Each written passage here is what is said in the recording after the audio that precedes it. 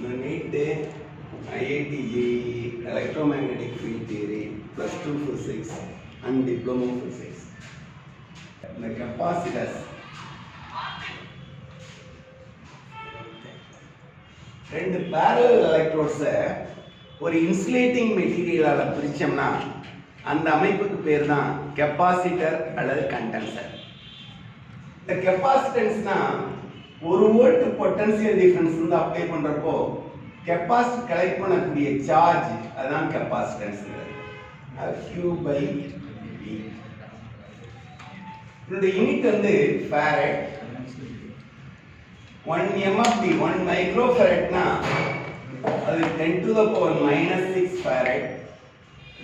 1 nanofaradனா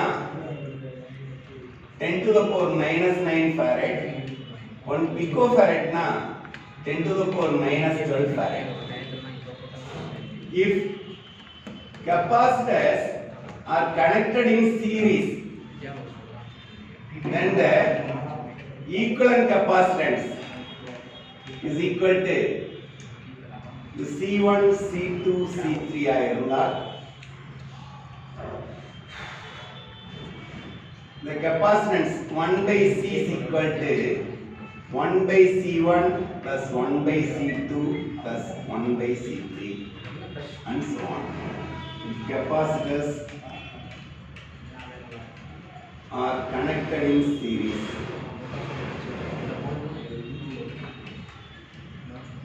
இதே parallel connect பண்ணோம்னா capacitance C is equal to C1 plus C2 plus C3 and so on.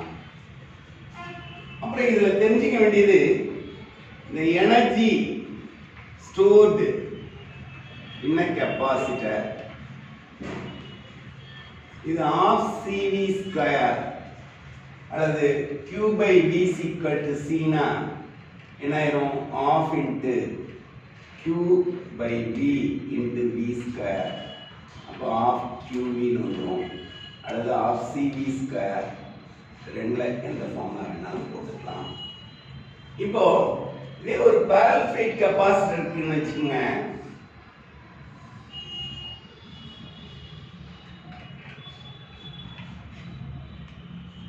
இதனுடைய medium வந்து some epsilon R அல்லது epsilon வச்சுக்கோங்க. இந்த மீடியத்தோட பெர்மிட்டிவிட்டி. அப்ப நமக்கு இது ரெண்டுக்கு இடைப்பட்ட டிஸ்டன்ஸ் சம் t ன்னு வச்சுக்கோங்க. we know that E is equal to V by T. அப்போ இந்த Eங்கிறது d by epsilon is equal to V by T. இந்த Tங்கிற டிஸ்டன்ஸ். ஏன்னா எலக்ட்ரிக் ஃபீல்ட் இன்டென்சிட்டிங்கிறது பொட்டன்ஷியல் கிரேடியன்ட்னு பார்த்துக்கோம். 1 mm க்கு எவ்வளவு பொட்டன்ஷியல் டிஃபரன்ஸ் உண்டாதோ அதான் electric field intensity. we know D is equal to Q by A.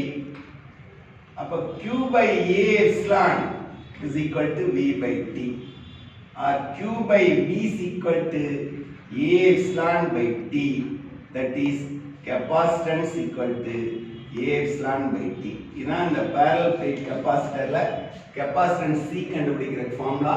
Aங்கிறது இந்த cross section area, எப்சிலான்ங்கிறது இந்த மீடியத்தோட permittivity. வேற other மீடியமா இருந்தா இந்த epsilon R into epsilon naught multiply பண்ணி அந்த மீடியத்தோட பெர்மிட்டிவிட்டியை கண்டுபிடிச்சுக்கணும். அப்ப இந்த parallel plate capacitorல capacitance கண்டுபிடிக்கிறதுக்கு A epsilon by T. இதே காம்போசிட் மீடியம் வச்சுக்கோங்க. இந்த காம்போசிட் மீடியமா இருந்தால் இதனுடைய இது epsilon R1, that is epsilon. இந்த மீடியம் epsilon R2, இந்த மீடியம் வந்து epsilon R3.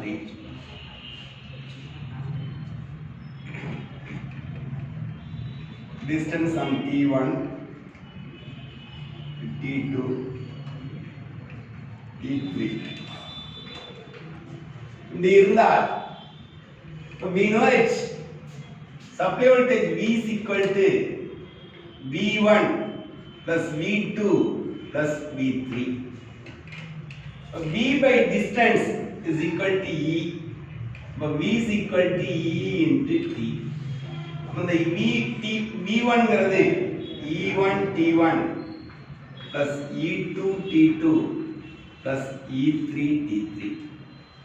பின்னர் e is equal to d by epsilon.